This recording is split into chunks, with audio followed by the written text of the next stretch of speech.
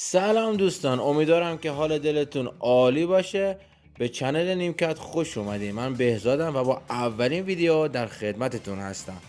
کریستیانو رونالدو، این نام دیگه برای هممون آشناست.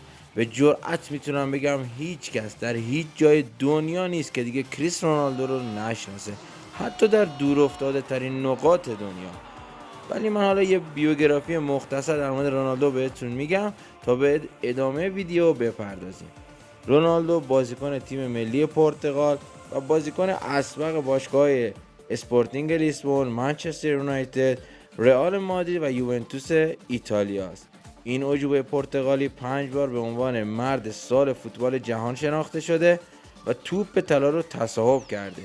رونالدو در حال حاضر در باشگاه النصر عربستان توپ میزنه و در آستانه 40 سالگی هستش.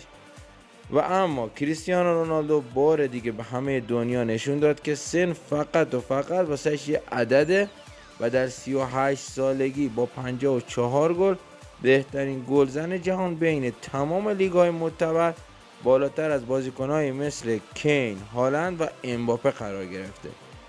نگاهی به لیست بهترین گلزنان جهان در سال 2023 نشون میده با وجود ستاره‌های جوانی مثل ارلینگ هالند و کیلیان امباپه، این کریستیانو رونالدو هستش که در 38 سالگی همچنان میدرخشه و رکوردها رو یکی پس از دیگری از آن خودش میکنه.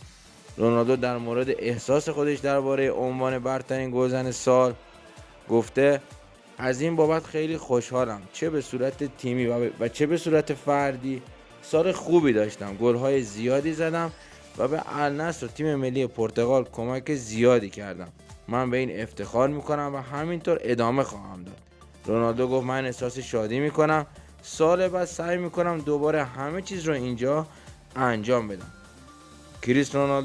کریستیانو رونالدو با استعداد، اراده قوی و تعهد بیش از حدش بهترین گلزن جهان محسوب شده.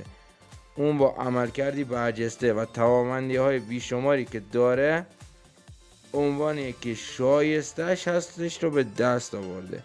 رونالدو با توانایی‌هاش، با اثرگذاری در تیم‌هایی که بوده و تاثیر مثبت خودش در جوانان و طرفداران فوتبال از جمله فوتبالیستایی است که هیچگاه تاریخ اونو فراموش نمی‌کنه. خب دوستان، ویدیوی اول من به پایان رسید. اگه خوشتون اومد لطفا لایک کنید، حمایتم کنید، کانالم رو سابسکرایب کنید، زنگوله بغلش هم بزنید که اولین نفری باشید که از ویدیوهای بعدی من با خبر میشید. خداوند یار و نگهدار.